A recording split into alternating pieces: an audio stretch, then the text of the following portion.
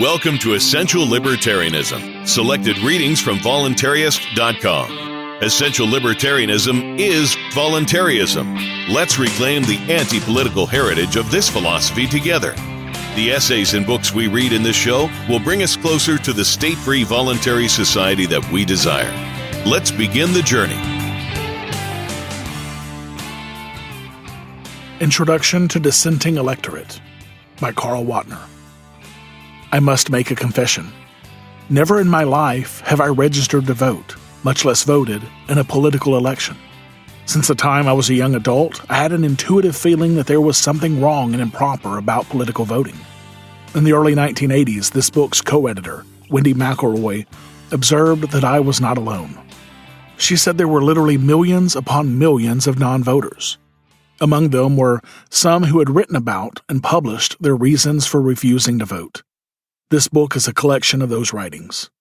Although there are religious groups, such as the Quakers and Amish, who from the various earliest days of the United States eschewed politics, this chronological collection of essays begins with one written by Adin Ballou, a leading abolitionist and pacifist of the mid-19th century.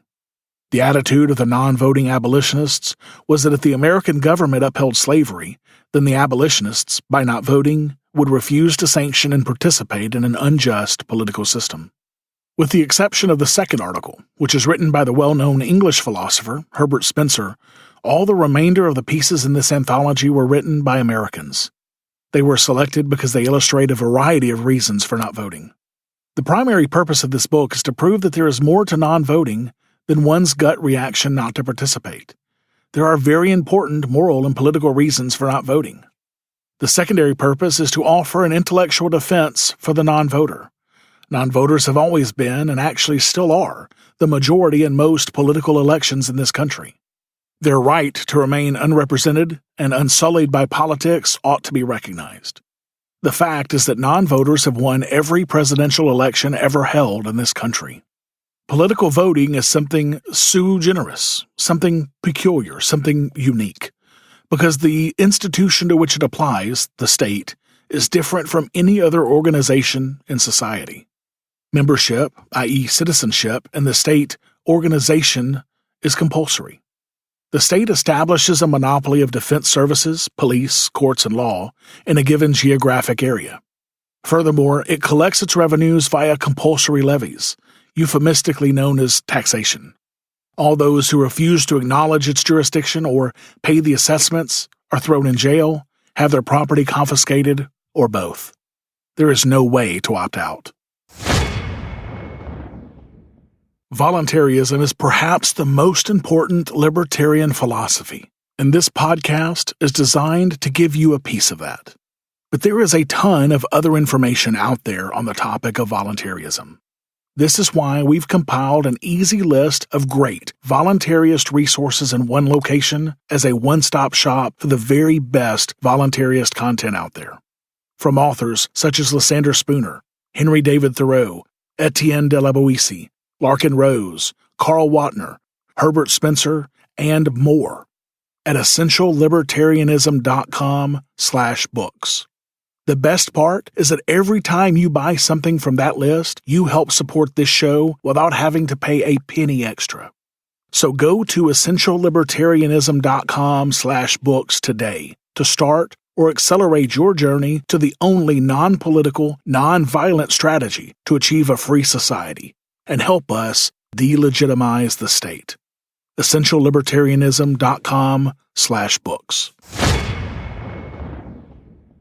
Most modern states provide for political elections in which their citizens choose from a slate of predetermined candidates or policies.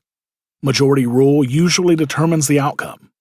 Regardless of the number of people voting, the candidate with the greatest number of votes wins. Even if you don't vote, you are bound by the outcome of the political election. It is still your president, your representative, your tax, even if you haven't voted or voted against the person who won the election. The main thrust of this book may be summarized in the following points. 1. Voting does not override individual rights or establish the truth. Majorities cannot vote away the rights of minorities. 2. Voting is implicitly a coercive act because it lends support to a compulsory state. 3. Voting reinforces the legitimacy of the state because participation of voters makes it appear that they approve of the state. 4. There are non-political methods that rely on the spirit of voluntarism that better serve society. Well, one might ask, if the non-voters are right in not voting, what should we do?